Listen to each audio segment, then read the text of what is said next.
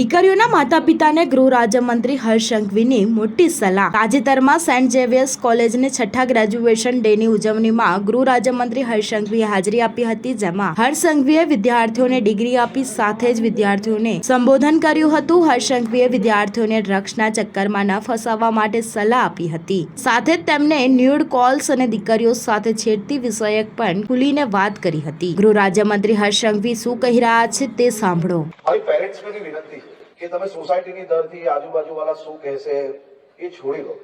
નાની મોટી કોઈ બી ઘટના બને તો તમે પોલીસ સ્ટેશનને જરૂરથી માહિતી આપો, કારણ કે આપણી સોસાયટીમાં અગર કોઈ દીકરી પર કોઈ મજાક ઉડાવે તો એ મજાક ઉડાવનારને સબક શીખવવાની બદલે એ દીકરીની ચર્ચા સોસાયટીમાં સાંજે બેઠા બેઠા જ્યારે આપણે કરીએ છીએ તેના કારણે સોસાયટીમાં મહિલાઓ પર થતા આવા પ્રકારના ગુનાઓ આપણે રોકી નથી શકતા હોતા, કારણ કે અનેક દિવસો તક પરિવારજનો ન્યૂડ કોલ કોઈનો આવી જાય તો જેના ઉપર કોલ આવ્યો છે એને ડરવાની શું જરૂર છે ભાઈ?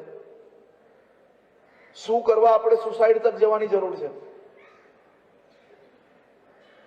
આપણે આ પ્રકારની ડર ના રાખવી જોઈએ। આ પ્રકારની ઘટના બની હોય તો સામને ચાલીને પોલીસ સ્ટેશન જવું જોઈએ, અને જો પોલીસ સ્ટેશનમાં કોઈ ના સાંભળે તો તમે મને ફોન કરો, મારી કાર્યાલય પર ફોન કરો।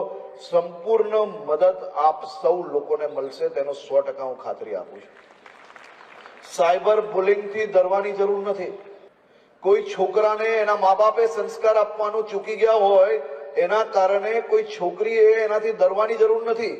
તમારી ઉપર અનવોન્ટેડ મેસેજીસ, અનવોન્ટેડ સ્ટ્રેસ કોઈ આપતું હોય તો એની માહિતી જરૂરથી આપવી જોઈએ। અને મારી તો આપ સૌ પેરેન્ટ્સને વિનંતી છે, સૌ મહિલાઓને વિનંતી છે, કેન્ટીનમાં બેસીને, કિટીઝમાં બેસીને, ઘરમાં, એપાર્ટમેન્ટમાં ભેગા થઈને આવી દીકરીઓ જે પીડિત હોય એની ચર્ચાઓ કરવાનું બંધ કરી લો।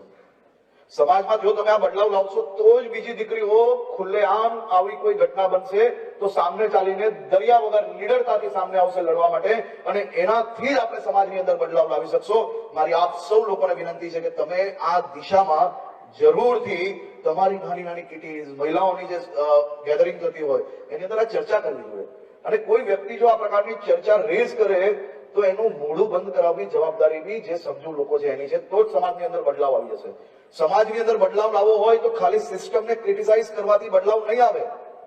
જે સિસ્ટમને આપણે ક્રિટિસાઇઝ કરીએ છીએ એની કરતા વધારે એક સ્ટેપ આગળ આવીને સ્ટાર ન્યૂઝ 7 હંમેશા સચ્ચાઈની સાથે।